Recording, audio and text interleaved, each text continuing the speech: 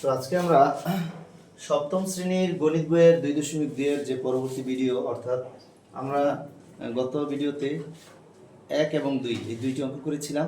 তো আজকে আমরা 3 থেকে 5 পর্যন্ত অর্থাৎ পরবর্তী যে 3টি অঙ্ক সেগুলো সমাধান করব। তো প্রথমে 3 নম্বরে বলা হয়েছে রবি প্রতি কেজি চাল 40 টাকা দরে 50 কেজি চাল কিনে 44 টাকা কেজি দরে বিক্রয় করলে কত টাকা লাভ বা ক্ষতি হবে। তো 40 টাকা দরে ক্রয় করে যদি 44 টাকা কেজি দরে বিক্রি করে তাহলে কি লাভ না ক্ষতি হয়?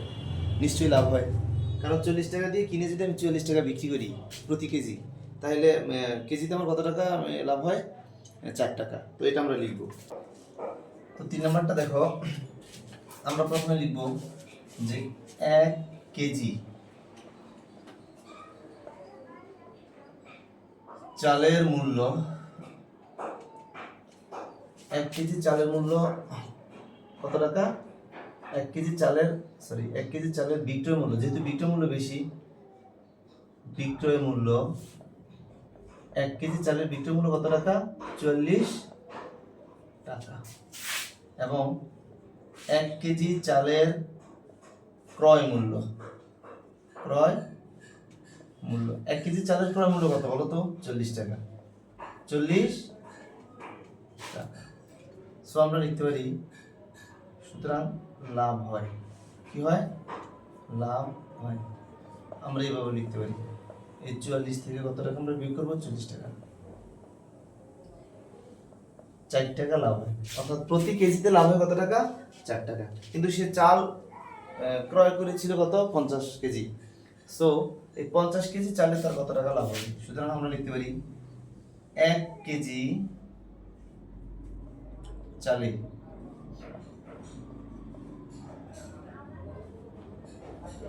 লাভ হয় 4 টাকা। এটা হচ্ছে ঐকিক নিয়ম। সো 50 কেজি চালে লাভ হয় 200 টাকা। কত হয়? 200 টাকা। যেহেতু 1 কেজি চালে লাভ হয় 4 টাকা, তাহলে 50 কেজি চালে লাভ হবে বেশি। আর আমরা জানি যে যদি বেশি হয় তাহলে এটা কি হয়? গুণ হয়। এই দুইটার সঙ্গে কি হবে? গুণ হবে। আচ্ছা, তো 4 এর সাথে 50 গুণ করলে কত হয়? 200 টাকা। তার মানে হচ্ছে 3 এর যে রেজাল্ট সেটা হচ্ছে 200 টাকা। কারণ 50 কেজি চাল বিক্রি করলে তার লাভ হবে কত টাকা? 200 টাকা। তো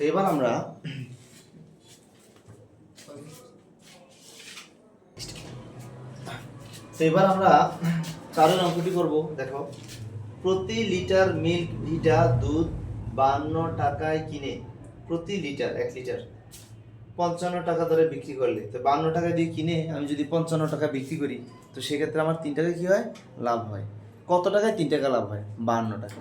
তো আমরা লিখবো চারের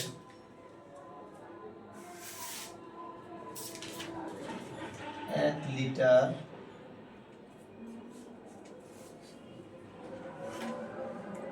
মিল্ক ভিটা দুধের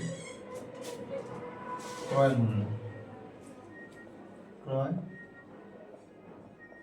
মূল্য কত টাকা? 52 টাকা। 52 টাকা লিখি, যেহেতু আমরা নিচে বিয়োগ করি লিখতে পারি। আবার 1 লিটার মিল্ক ভিটা দুধের বিক্রয় মূল্য কত টাকা? 55 টাকা। টাকা লিখব, এখানে লিখব কি? টাকা। সুতরাং লাভ হয় কত টাকা লাভ হয়? 55 মাইনাস 52, তার মানে কত টাকা লাভ হয়? 3 টাকা লাভ হয়। তো আমার শতকরা কত টাকা লাভ হয়? প্রশ্ন কি বলছে? যে শতকরা কত টাকা লাভ হয়। তো আমি শতকরা কত টাকা লাভ হয় এটা বের করার জন্য আমি লিখতে পারি যে 52 টাকায় লাভ হয় আমার 3 টাকা। 52 টাকায় লাভ হয় 3 টাকা। সুতরাং 1 টাকায় লাভ হয় কম না বেশি? কম। যেহেতু এখানে শতকরার কথা বলছে, সো আমরা শতকরা আমরা জানি 100 দ্বারা প্রকাশ করা হয়। সুতরাং এই 100 কিন্তু এখানে লেখা নাই, কিন্তু যেহেতু শতকরা বলা হয়েছে এই জন্য আমরা 100 ব্যবহার করতে পারি, এটা মনে রাখবা। তো 100 টাকা লাভ হবে কি, বেশি বেশি হলে এখানে গুণ। তো আমরা একটা কাজ করতে পারি, এটাকে আমরা 2 দ্বারা ভাগ করলে কত হবে, 4 দ্বারা ভাগ করলে হবে তোমার 13, আর এটাকে 4 দ্বারা ভাগ করলে কত হবে 25। তো আমরা লিখতে পারি নিচে 3 25 75 এবং 13।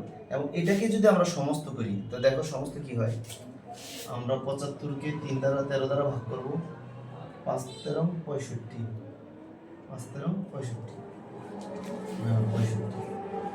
65 নিচে থাকবে, এখানে বিয়োগ করলে কত হয় 10, তাহলে 10 যাবে উপরে, নিচে যাবে কত 13, তার মানে 5 সমস্ত 13 ভাগের 10, 5 সমস্ত 13 ভাগের 10, এই হচ্ছে আমার লাভ। সুতরাং আমি লিখতে পারি, সুতরাং লাভ শতকরা কত, 5 সমস্ত 13 ভাগের 10%। সুতরাং নির্ণয় লাভ লিখতে। তো এবার আমরা 5 নম্বর অঙ্কটি করব। দেখো 5 নম্বরে বলা আছে কি, প্রতিটি চকলেট 8 টাকা হিসেবে ক্রয় করে 8.50 টাকা হিসেবে বিক্রয় করে 25 টাকা লাভ হয়। তো মোট কয়টি চকলেট ক্রয় করা হয়েছিল? তো আমার এখানে লিখতে হবে যে প্রতিটি চকলেটের ক্রয় মূল্য,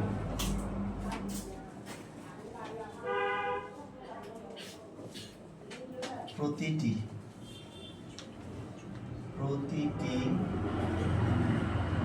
চকলেটের ক্রয় মূল্য, প্রতিটি চকলেটের ক্রয় মূল্য হচ্ছে কত টাকা, 8 টাকা।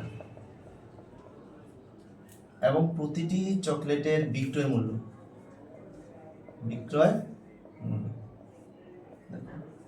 মূল্য দেওয়া আছে 8.50 টাকা। তো যেহেতু বিক্রয় মূল্য বেশি, সো আমার লাভ হয়, তো আমি লিখতে পারি লাভ, সুতরাং লাভ হয়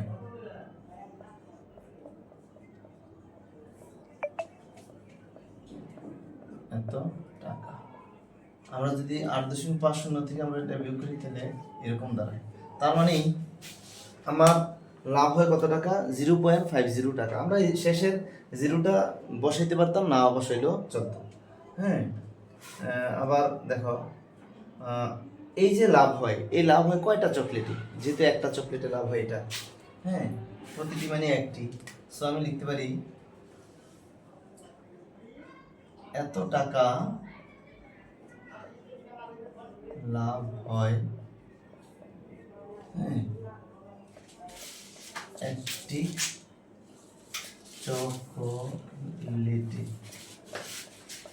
একটি চকলেটে।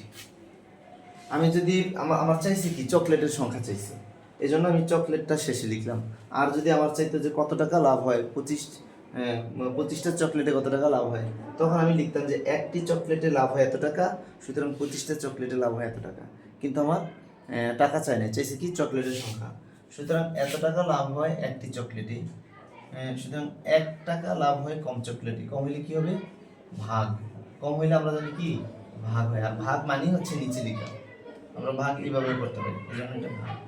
সো 25 টাকা, এই যে 25 টাকা লাভ হয় কয়টি চকলেটে, লাভ হয় কয়টি চকলেটে, এটা আমরা 25 এর সাথে গুণ করব, এতটি চকলেটে। তো আমরা উপরে 25 এর সাথে 1 গুণ করলে কি হয় 25, সেই 25 কে 0.5 দ্বারা কি করব, ভাগ করব, 0.5650 দ্বারা। আমরা এই 25 ভাগ 0.50 50 কত হয়, 50টি চকলেট।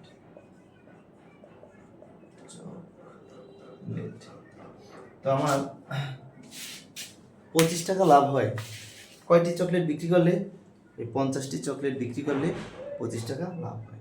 তো এইভাবে আমরা কি করতে পারি, এই যে 5-5 যে সমস্যা সেটা সমাধান করতে পারি।